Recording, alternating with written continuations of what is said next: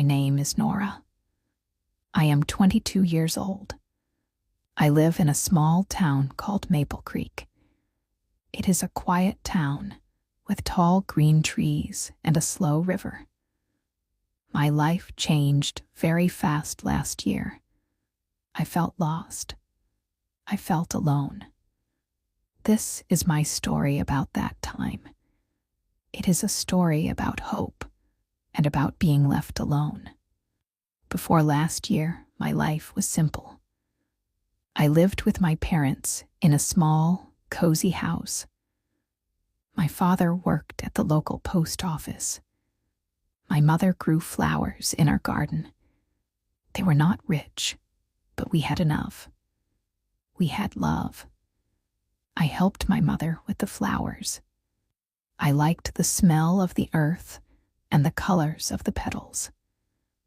I finished high school. I did not go to college. I wanted to work first, maybe save some money. I worked part-time at the town library. It was quiet there. I liked books. They took me to different worlds. Then everything changed. In the spring, my father got very sick. The doctors said it was serious. He could not work anymore. My mother stopped working in the garden. She stayed beside my father every day. I worked more hours at the library, but it was not enough money. The hospital bills were very big. We started to worry. Our house felt heavy with sadness. One cold evening in autumn, my father passed away. My mother cried for many days. I cried too, but I tried to be strong for her. Then, just 2 months later, my mother got sick. The doctor said her heart was weak. Maybe it was the sadness. She missed my father too much. She joined him soon after. Suddenly, I was alone. The house felt empty. The garden was quiet. The flowers started to fade. I was 21 years old, and I had lost both my parents in just a few months. I felt like I was drowning. There were still bills to pay. The house needed repairs. I did not know how to manage everything. I worked at the library, but the money was very little. Some days, I did not eat much. I just drank tea and looked out the window. The world felt gray and empty. My friends from school had moved away for college or jobs. I felt truly alone in Maple Creek. I was scared. Every night, I cried myself to sleep. It was during this dark time that I met Leo. He was older than me, maybe 30 years old.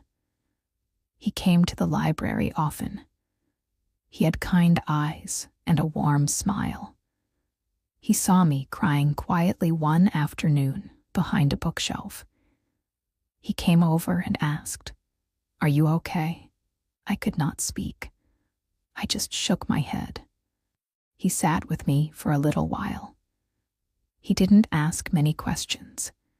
He just talked softly about a book he was reading. His voice was calm.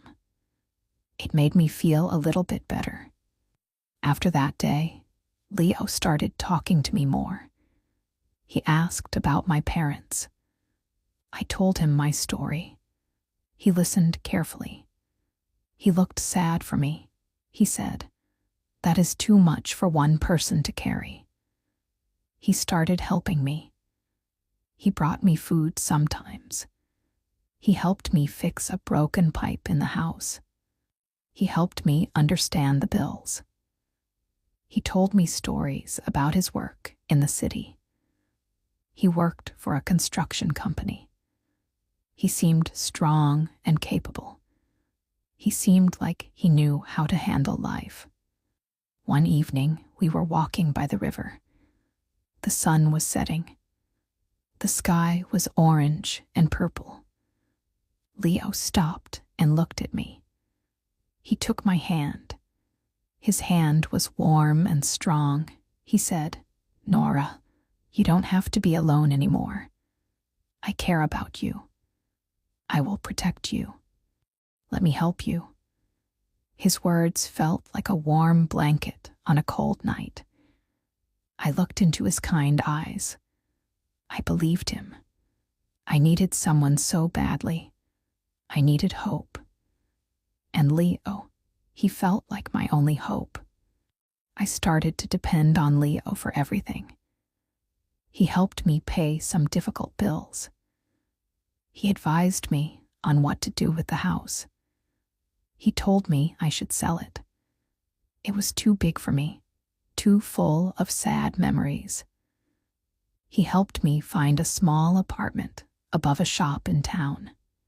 It was not much, but it was easier to manage. He helped me move my things. He was always there. When I felt scared, I called him. When I felt sad, he came over. He brought pizza or watched a movie with me. He made me laugh sometimes. It felt good to laugh again. He told me he loved me. He said, "Nora, you are special. You are strong, even if you don't know it yet." I started to feel like maybe life could be okay again. With Leo by my side, I felt safe. I stopped crying every night. I started to sleep better. He was my rock.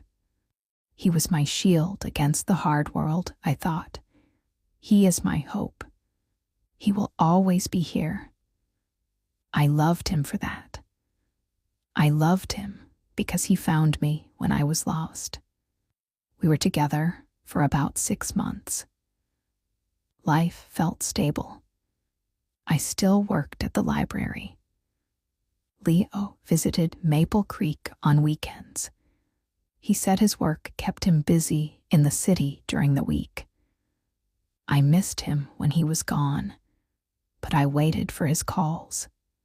I waited for Friday evenings when his car would pull up outside my apartment.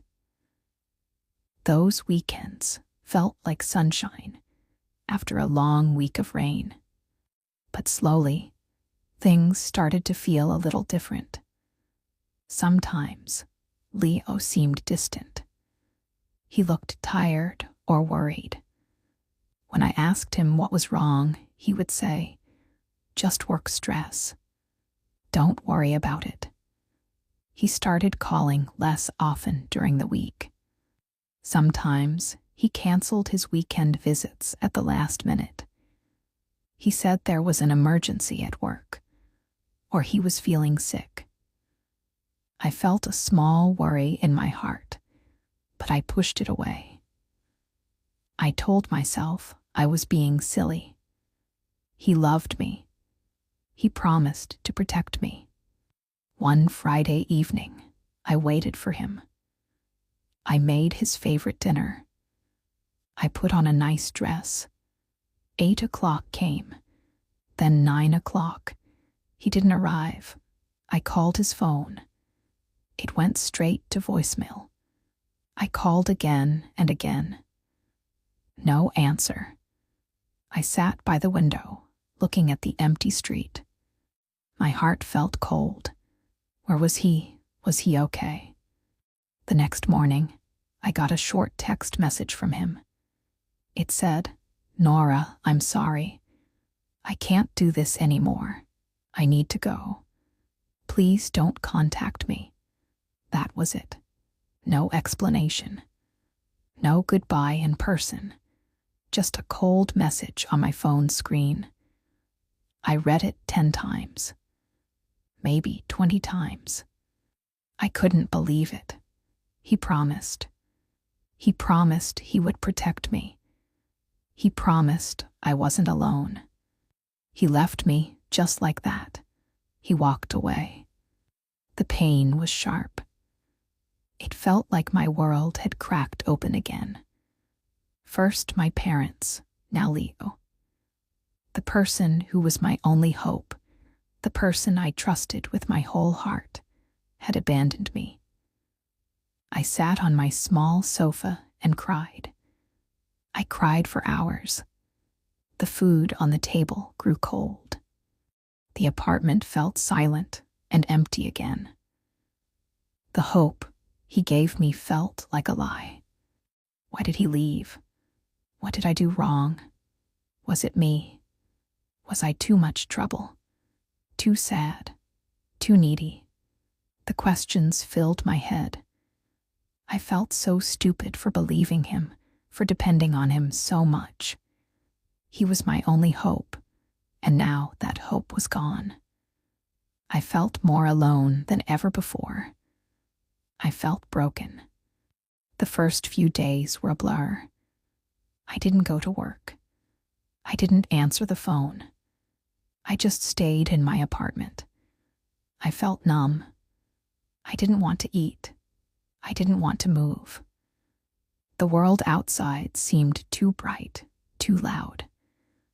My small world inside felt dark and silent. I looked at the things in my apartment. Some were gifts from Leo. A small lamp. A soft blanket. They hurt to look at now.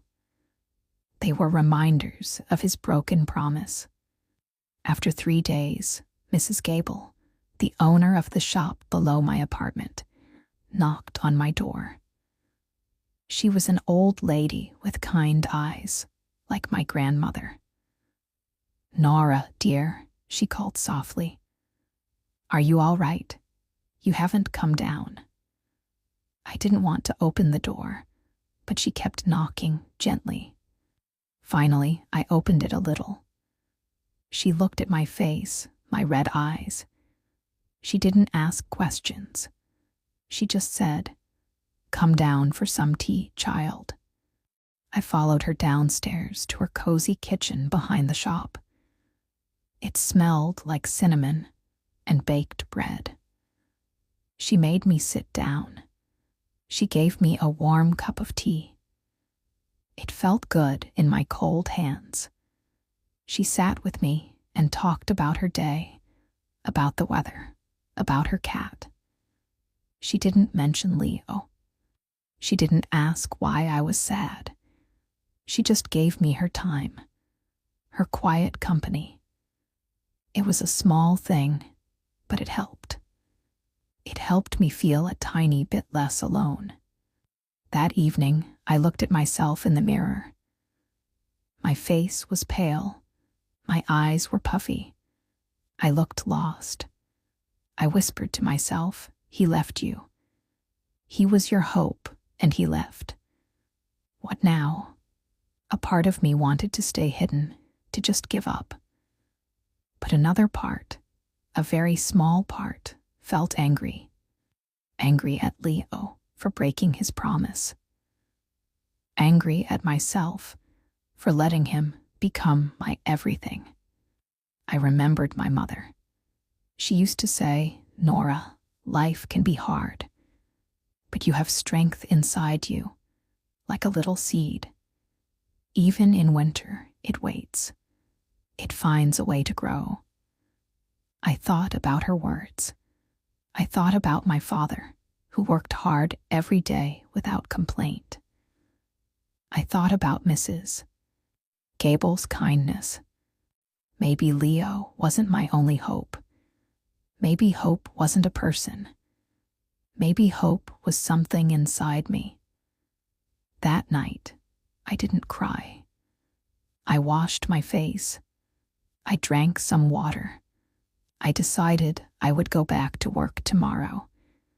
It was a small step, but it felt like a start. Going back to work was hard. My job at the library was quiet, but my mind was loud with thoughts of Leo. Why did he leave? Was he with someone else? Did he ever really love me? I tried to focus on the books, on helping people find what they needed. Some days were better than others. Some days I felt okay. Other days, the sadness came back like a big wave. I saw people in town who knew Leo and me together. They looked at me with pity, or sometimes curiosity. It made me feel small. I started taking different paths to work, trying to avoid people I knew. I felt ashamed that he left me, ashamed that I had needed him so much. Mrs. Gable was always kind. She often invited me for tea after work. She told me stories about her own life, about losing her husband young, about raising her children alone, about starting her shop with very little money.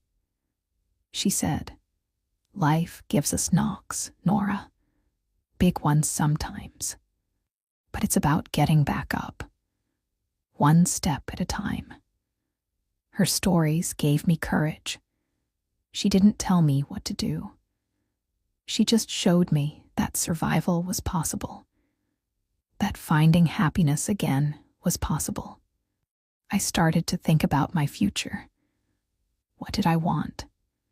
Before my parents died, before Leo, I wanted simple things. Maybe save money, maybe take a class, maybe travel a little.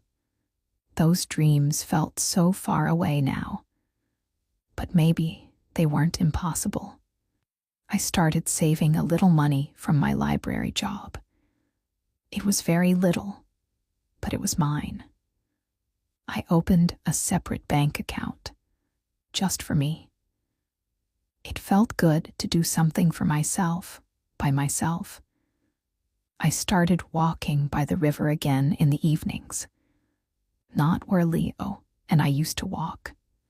I found a different spot, under a big willow tree. I would sit there and read, or just watch the water flow. It helped clear my head.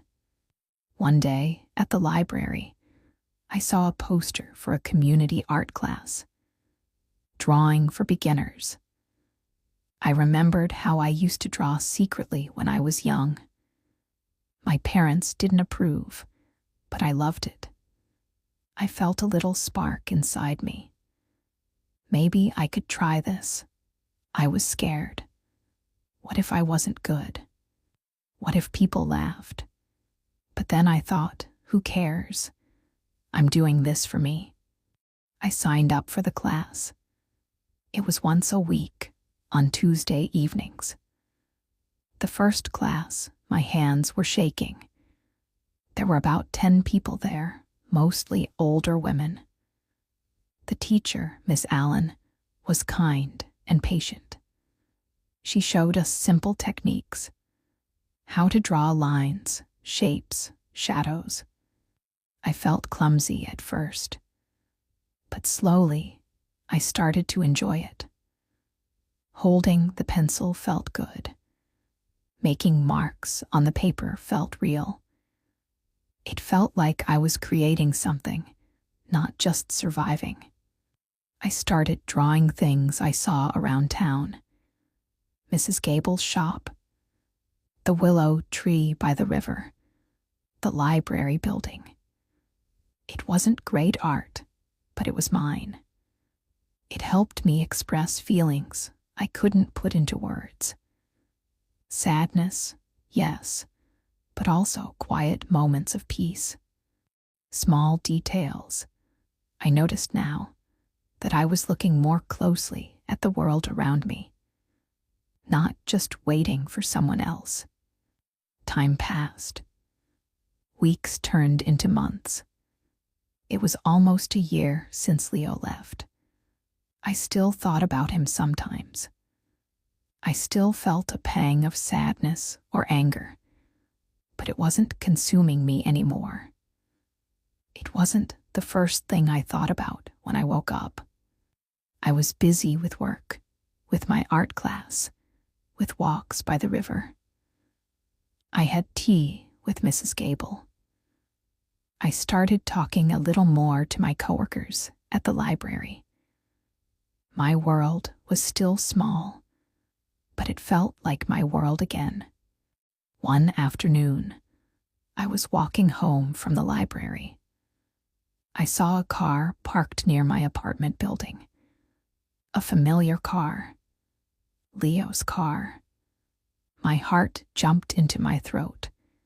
He was standing beside it, leaning against the door. He looked different.